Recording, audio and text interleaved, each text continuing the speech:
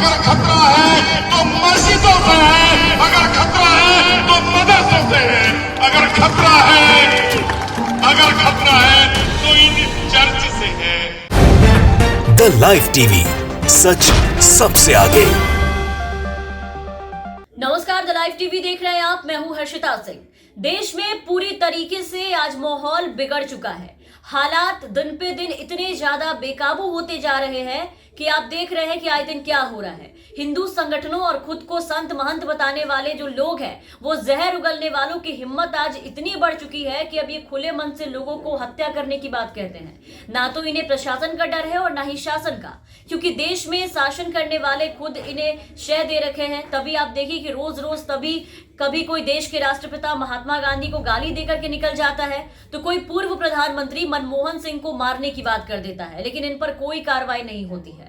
हरिद्वार और छत्तीसगढ़ में हुए धर्म संसद से उपजा जो विवाद था, अभी खत्म भी नहीं हुआ, शांत भी नहीं हुआ, हल भी नहीं हुआ कि ऐसी घटना एक और सामने आ गई। गाजियाबाद में धर्म संसद के अनुकूल नफरती माहौल बनाने का काम तो जारी है ही। बड़े बड़े जहर घोलने वाले, खुद को संत महंत साधु बताने वाले जो लोग हैं, वो इस काम में पूरे दिलों से लगे हुए थे ही, लेकिन अब इसको बढ़ावा देने, इसमें शामिल होने आए हैं पिंकी चौधरी, जिनको आप बहुत अच्छे से जानते होंगे। हिंदू रक्षा दल के पिंकी चौधरी ने अब गाजियाबाद के लोनी में मुसलमानों और ईसाइयों के नरसंहार के लिए लोगों को उकसाया है।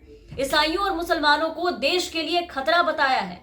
पिंकी चौधरी ने कहा कि इस्लाम आपके लिए फास्ट पॉइजन है, और जो ईसाई लोग हैं, जो इस देश में रह रहे हैं, जो क्रिश्चियन है, वो आपके लिए स्लो पॉइजन है। इस्लाम इस धरती से समाप्त होना चाहिए, खत्म होना चाहिए, और ईसाई भी इस धरती से समाप्त होने चाहिए। यति नरसिंहानंद के ये सहयोगी हैं पिंकी चौधरी, जो पहले भी काफी ज्यादा विवादों में रह चुके हैं। वो चाहे जंतर मंतर का ही क्यों ना कांड हो, उत्तर प्रदेश के स्कूल में भाषण दे रहे हैं और खुले मन से अपने समर्थकों को ओवैसी की गर्दन तक काटने के लिए उकसा रहे हैं। इस वीडियो में पिंकी चौधरी साफ साफ ये कहते हुए सुना जा सकता है कि जब तक हिंदू रक्षा दल के योद्धा और स्वयं सेवक एक इकाई के रूप में एक साथ काम करते हैं और हिंदुत्व के मार्ग पर चलते हैं, तो वो आपका सिर काटेंगे और मेरा नाम लेंगे। सुनिए इस पूरे वीडियो को एक बार, फिर इस पे आगे चर्चा करते हैं। मैं उस ओवैसी को कह देना चाहता हूं, जब तक हिंदू रक्षा दल के कार्यकर्ता और हिंदू रक्षा दल के योद्धा हिंदुत्व की राह पर इस ताकत से चल रहे हैं कि साले तेरी गर्दन काट करके मेरा नाम बनाएंगे।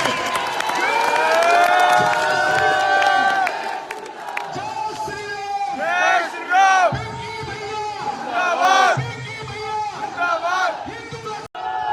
अगर खतरा है तो कम्युनिस्ट विचारधाराओं से है, अगर खतरा है तो मस्जिदों से है, अगर खतरा है तो मदरसों से है, अगर खतरा है तो इन चर्च से है, अगर खतरा है तो उन लोगों से है जो ईद की मुबारकबाद देते हैं और ये कहते हैं साले आजकल बड़ा चल गया है ये happy new year, happy new year. अरे काहे का हैप्पी न्यू ईयर भाई? सेंटा क्लोज आजकल लोग लेके जाते हैं, उसको बनाते हैं साले सेंटा क्लोज। भैया मैं आपको बता रहा हूं और बड़ी स्पष्ट भाषा में बता रहा हूं, अगर इस्लाम है तो वो आपके लिए फास्ट पॉइजन है, और ईसाई हैं वो आपके लिए स्लो पॉइजन है। ये आप समझ लेना।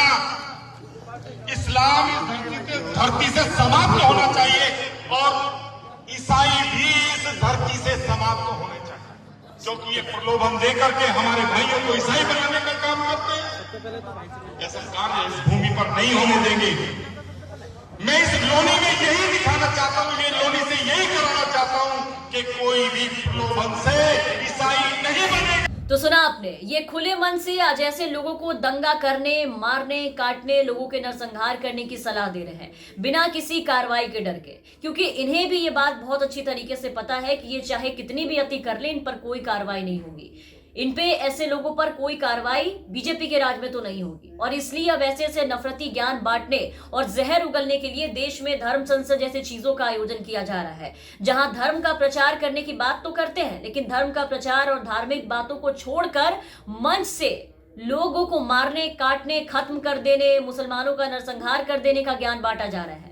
जिसपे सरकार कोई कार्रवाई नहीं कर रही। देश भर में जहर की जो फसल ये लग चुकी है वो खूब लहलहा रही है, खूब उपज रही है और इनको खाद पानी दे रही है भाजपा सरकार, मोदी सरकार की चुप्पी, जिसके कारण ही इन 7 सालों में ये जहर की फसल जो है वो देश में खूब फल फूल रहा है। जगह जगह पे भाजपा के सरकारों की तरफ से मिले संरक्षण के कारण ही आज नतीजा ये है कि ऐसे लोगों का मनोबल और भी ज्यादा बढ़ चुका है। भले ही सरकार और उनके लोग खुलकर सामने से आकर के इनका समर्थन नहीं करते हो और सामने से आकर के इनको संरक्षण की बात नहीं करते हो, लेकिन पीछे से इन लोगों के ऊपर अपनी पूरी कृपा दृष्टि बनाए रखा है, अपना हाथ रखा है इनके सर पर, खास करके यूपी में योगी सरकार ने।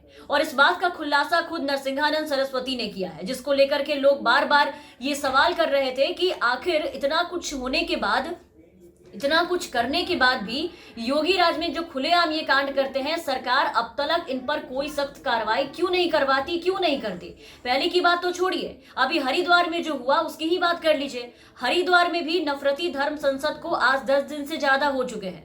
छत्तीसगढ़ में ऐसे आयोजन हुए तो वहां कार्रवाई हुई, लेकिन हरिद्वार में जो हुआ अब तक इसके आयोजक यति नरसिंहानंद सरस्वती जी की कोई गिरफ्तारी नहीं हुई। जबकि हरिद्वार के धर्म संसद में पूर्व प्रधानमंत्री मनमोहन सिंह को गोली मारने की धमकी के साथ साथ हिंदू राष्ट्र की स्थापना के लिए मुसलमानों का नरसंहार तक करने की बात कही गई थी। और कल जो वीडियो जारी किया वो तो आपने देखा ही, महात्मा गांधी को गाली दिया, लेकिन उसके बाद भी योगी सरकार ने इस यति के अति पर रोक नहीं लगाई। क्यों?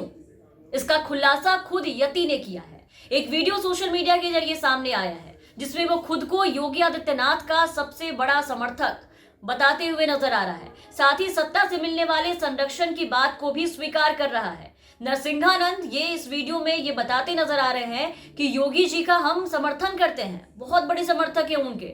राजनीति में केवल एक व्यक्ति है जिसका वो खूब दिल से समर्थन करते हैं। जब योगी जी को पता चला कि उन पर गुंडा एक्ट लग रहा है, यानी कि नरसिंहानंद के ऊपर, तो अफसरों को योगी जी ने डांटा, अफसरों को डांट पड़ी और सारी कार्रवाई वापस।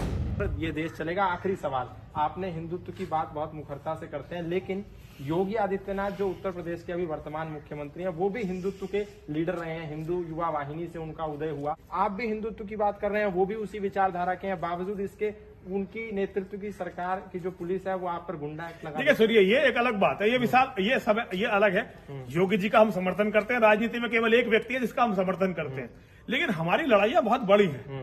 अब केवल एक योगी जी नहीं है सब चलाने वाले। कारण तो होगा कि नहीं, योगी जी को जब पता चला तो फिर अफसरों के साथ कार्रवाई हुई ना। जब योगी जी को पता चला कि हम पे गुंडा एक्ट लग रहा है तो अफसरों को डांट पड़ी और वो सारी कार्रवाई वापस हुई। तो लेकिन ये मैं इसको बढ़ाना नहीं चाहता। हम योगी जी के समर्थक हैं। योगी जी ने जिस तरह से मुस्लिम माफियाओं को धूल दूसरित किया है, हम योगी जी के साथ हैं। हमारे साथ जो भी कुछ हो रहा हम देखने में सक्षम है। तो आपके उत्तर प्रदेश में लग रहा है योगी जी दोबारा आने चाहिए। अगर हिंदुओं को जीवित रहना तो योगी जी को लाना पड़ेगा, और अगर हिंदुओं को जीवित नहीं रहना तो आने दो मुल्लों को, आने दो मुलायम सिंह के चेलों को, सबको। तो भैया वो तो फिर मौत है हिंदुओं की, विकल्प नहीं है योगी, विकल्प नहीं है ना। उत्तर प्रदेश में केवल योगी के सामने तो केंद्र की बात केंद्र वाले देखेंगे। हमारा उसमें कोई इंटरेस्ट नहीं है। हमारा योगी जी में इंटरेस्ट है, योगी जी के साथ है और योगी जी मुख्यमंत्री बनेंगे। और हम तो कोशिश करेंगे कि 24 में प्रधानमंत्री भी योगी जी बने। आप चाहते हैं? हाँ, हम चाहते हैं, हम चाहते नहीं, प्रयास करेंगे भाई। इसके लिए नहीं होनी चाहिए। अब प्रधानमंत्री जितने जल्दी बन जाए उतना अच्छा है।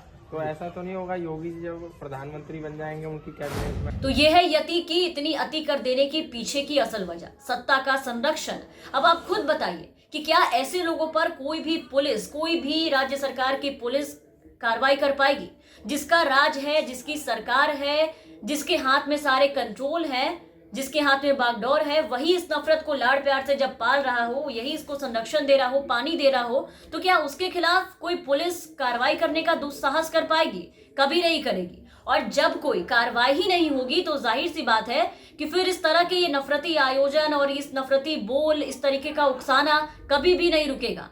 आज यहाँ कल वहां, जब तक इनकी सरकार है ये ऐसे भाषण और आयोजन करते रहेंगे, क्योंकि इन पे सरकार कार्रवाई करेगी नहीं। और ये बात अच्छे से ये लोग भी समझ चुके हैं, क्योंकि बीजेपी की सरकार में इन 7 सालों में आपने देखा है कि किस तरीके से ये नफरत का जहर घोलने वाले जो लोग हैं वो खुलेआम घूमते हैं, किस तरीके से तरह तरह की चीजों को आयोजन करते हैं, कभी राजधानी दिल्ली में, कभी मध्य प्रदेश में, कभी गुड़गांव में, हरियाणा में, तो कभी आप देखिए कि योगी सरकार के राज में उत्तर प्रदेश में। उसके बाद भी जहां जहां बीजेपी शासित राज्यों में इन्होंने जाकर के आतंक मचाया है, मचा रहे हैं, वहां आप देखिए कि किसी भी तरह की कोई भी कार्रवाई अब तक इन पर नहीं की गई है, जिसका नतीजा है कि ये लोग आज और भी आयोजन कर रहे हैं, कभी धर्म संसद कर रहे हैं, कभी लोगों को बुला रहे हैं, कभी किसी तरीके की कोई सम्मेलन कर रहे हैं और उसमें तमाम हिंदू संगठनों के लोगों को बुलाते हैं और वहां पर इस तरीके का भाषण देते हैं, लोगों को मारने, काटने, हथियार उठाने के लिए उकसाते हैं, लेकिन कार्रवाई के नाम पर जीरो। इन पर कोई भी किसी भी तरह की कोई भी कार्रवाई नहीं हो रही है।